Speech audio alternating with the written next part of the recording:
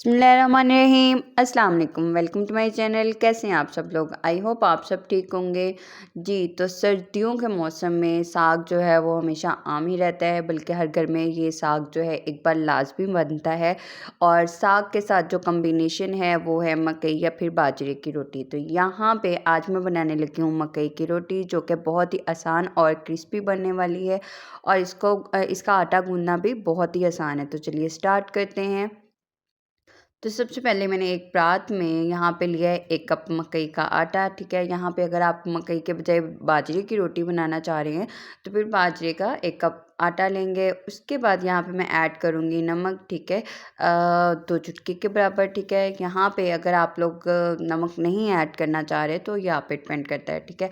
इसके बाद थोड़ा सा टेस्ट बढ़ाने के लिए मैं ऐड कर दूँगी इसमें कुटी हुई लाल मिर्च, वो भी 1 चुटकी के बराबर ही, इससे ज़्यादा मैं ऐड नहीं करूँगी, क्योंकि जब हम ये खाएँगे तो कुटी हुई लाल मिर्च का टेस्ट बहुत मज़े का आएगा, ठीक है। इसके बाद यहाँ पे रोटी को बाइंडिंग करने के लिए ऐड करूँगी यहाँ पे 1 एंड हाफ़ टेबल स्पून जो है आटा गंदम का, ठीक है। या फिर आप लोग जो भी घर में नॉर्मली यूज़ करते हैं वो हम इसमें ऐड करेंगे और इसको कर देंगे हम अच्छे से मिक्स, ताकि नमक, मिर्च और आटा जो है वो हमारी मकई के आटे में शामिल हो जाए और अच्छे से मिक्स हो जाए, ठीक है।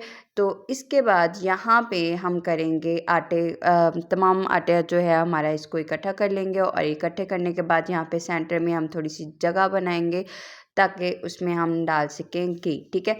यहाँ पे ऑयल या घी जो है ये मैं ऐड करूँगी 1 टेबल स्पून, ठीक है।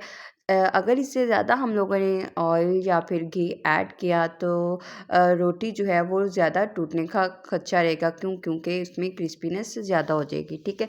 तो यहाँ पे सिर्फ 1 टेबल स्पून ही मैं घी ऐड करूँगी और इसको कर देना है अगेन हम लोगों ने अच्छे से मिक्स, ताकि घी जो है तमाम आटे में अच्छे से मिक्स हो जाए, ठीक है। तो यहाँ पे घी जो है वो मिक्स हो चुका है और इसके बाद यहाँ पे मैं ऐड करूँगी पानी, मतलब हम लोग यहाँ पे आटे को गूँदेंगे। गूँदना नहीं है, बस हम लोगों ने पानी ऐड करना है और एक सिंपल सी डो रेडी कर लेनी है, ठीक है। तो यहाँ पे पानी जो है मैंने कोई गरम नहीं यूज़ किया, सिंपल नलके का पानी है, मीन्स के अगर तो ताज़ा पानी मिल जाए तो ठीक है, वरना थोड़ा-सा गरम कर लीजिएगा, ताकि ताज़े वाली फीलिंग आ जाए पानी में, ठीक है। तो यहाँ पे पानी मैंने ऐड किया है और इसको हम थोड़ा-सा गूँध लेंगे, या फिर आप यूँ समझिए कि ये जो हमारी डो है उसको हम रेडी कर लेंगे, ठीक है। तो ज़्यादा पतला नहीं रखना और ना ही ज़्यादा सख्त रखना है कि हमें रोटी बनाते हुए मुश्किल आए, ठीक है। यहाँ पे मेरी जो डो है वो ऑलमोस्ट बन के रेडी हो चुकी है, मतलब मेरी डो जो है तैयार हो चुकी है। इसको मैं इसकी कोई फेंटे वगैरह नहीं लगाऊंगी कि बार बार उसको पटकूँ पटकूँ पटकूँ, ऐसा कोई सीन नहीं है। तो यहाँ पे मैंने सिंपल इसको 1 से 2 बार पटका है और बस यहाँ ये जो है डो जो है ये मेरी रेडी हो गई है और इसका बना लेंगे हम यहाँ पे एक सिंपल सा पेड़ा, ठीक है। अगर तो आप लोग रोटी बड़ी बनाना चाह रहे हैं तो आप 1 कप से ज़्यादा आटा लेंगे एक रोटी के लिए, ठीक है। यहाँ पे मैंने एक पेड़ा बना लिया है, ठीक है। मतलब हमारी डो जो है रेडी हो चुकी है मकई के आटे की और इसका बनाएंगे हम पेड़ा, और पेड़ा बनाने के बाद हम दूसरी साइड पे तवा को गरम करेंगे, ठीक है। यहाँ पे मैं बेलूँगी नहीं, यही तो सबसे ख़ास बात है। या फिर एक टिप है कि रोटी को हम मकई की रोटी या फिर बाजरे की रोटी को हम बेलेंगे नहीं, स्पेशली गाँव में ये ऐसे ही होता है और ये मैंने अपनी अम्मी से सीखा है, ठीक है। तो यहाँ पे मैंने पेड़ा बना लिया है, तवे को कर लिया बहुत ज़्यादा गरम और उसके बाद यहाँ पे मैं ऐड कर दूँगी ऑयल बहुत ज़्यादा सारा, या फिर घी, ठीक है। घी या ऑयल हम इसलिए ऐड कर रहे हैं, मैं यहाँ पे काफ़ी सारा लूँगी ताकि जो रोटी है यहाँ पे ही तवे पे ही मैंने बेलनी है, तो बेलने में मुझे मुश्किल ना आए। तो यहाँ पे जो मैंने पेड़ा लिया था उसको हम करेंगे किनारों से थोड़ा-सा बेलेंगे अपने हाथ की ही मदद से। कोई बेलन नहीं यूज़ करेंगे, तो इसको मैं यहाँ पे हाथों की मदद से ही थोड़ा-सा प्रेस करूँगी और जो किनारे हैं रोटी के या पेड़े के वो थोड़े से क्या हो जाएँगे, पतले हो जाएँगे, ठीक है। तो थोड़ी-सी रोटी की जो शक्ल है आ जाए तो देन हम उसको रख देंगे तवे पे और प्रेस करते रहेंगे, थोड़ा दबाते रहेंगे ताकि जो पेड़ा है वो रोटी की शक्ल में आ जाए और प्रेस होने की वजह से जो पेड़ा है वो फैलता जाएगा, ठीक है। तो इसको हम दबाते जाएंगे, प्रेस करते जाएंगे और ये जो हमारी मकई की रोटी है बिना हम बेलन के इसको बेल लेंगे। और यहाँ पे जो मकई की रोटी है वो सारी मैंने बेल ली है, ठीक है। इसके बाद अगर आप और ज़्यादा इससे पतला करेंगे तो रोटी जो होगी वो टूटने का खदशा होगा, ठीक है। तो ये रोटी हमेशा थोड़ी मोटी ही रहेगी क्योंकि हमने प्योर मकई का आटा ऐड किया है, कोई इसमें दूसरा गंदम का आटा ज़्यादा यूज़ नहीं किया। इसके बाद यहाँ पे मैं ऐड करूँगी 1 टेबल स्पून या रिक्वायर्ड के मुताबिक जितना भी हमारे पास ऑयल है, जितना मुझे ज़रूरत होगी वो मैं ऐड करूँगी। और इसको हम एक साइड से पका लेंगे, पकाने के बाद इसको कर देंगे हम फ्लिप और दूसरी साइड से इसको पका लेंगे अच्छे से।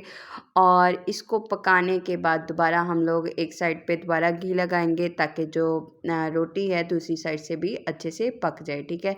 तो अब यहाँ पे इसके दूसरी साइड पे तकरीबन 4 से 5 मिनट हल्के आंच पर पकाने के बाद हम करेंगे फ्लिप। तो ये देखिएगा माशाल्लाह कितने मज़ेदार किस्म की ये जो मकई की रोटी है एक साइड से पक के रेडी हो गई है। और इसको अब हम करेंगे दूसरी साइड से भी वैसे ही हम इसे पका लेंगे। और पकाने के बाद इसको मैं कर दूँगी एक प्लेट में रख लूँगी, ठीक है। तो आप लोगों को जितनी भी रोटियां चाहिए होंगी वो आप पका लेंगे या बना लेंगे, ठीक है। सेम ऐसे ही प्रोसेस है और लाजमी आप लोग इसी तरीके से ऐड करिए पकाइएगा, ठीक है। तो ये बहुत आसान तरीका है। इसके बाद यहाँ पे अगर मकई हो और साथ में साग ना हो ये तो पॉसिबल ही नहीं है। तो यहाँ पे मकई की रोटी के साथ ही मैंने यहाँ पे रख दिया है साग। और जहाँ पे साग की बात हो वहाँ पे मक्खन होना तो लाज़मी है या फिर बटर होना ज़रूरी है। मक्खन और बटर एक चीज़ ही होती है। तो यहाँ पे हम रखेंगे बटर या फिर मक्खन, मक्खन ठीक है, बहुत ज़्यादा सारा ताकि मकई और साग के साथ इसका मज़ा जो है वो दुबाला हो जाए। तो यहाँ पे मैंने रख दिया है मक्खन, ठीक है। और आप लोगों को मुझे लगता है कि ये रेसिपी बहुत पसंद आने वाली है बिकॉज़ ये जो मकई की रोटी का जो प्रोसेस है ये बहुत ही आसान है। और इसको बिना बेले हम यहाँ तक पहुँच सकते हैं या इसको पका सकते हैं और रोटी टूटेगी भी नहीं। आई होप आप लोगों को मेरी ये रेसिपी पसंद आई होगी। अगर आप लोगों को मेरी ये रेसिपी पसंद आई है तो लाइक करें, शेयर करें, सब्सक्राइब करें और मुझे अपनी दुआओं में लाज़मी याद रखिएगा। Thanks for watching. अल्लाह हाफ़िज़।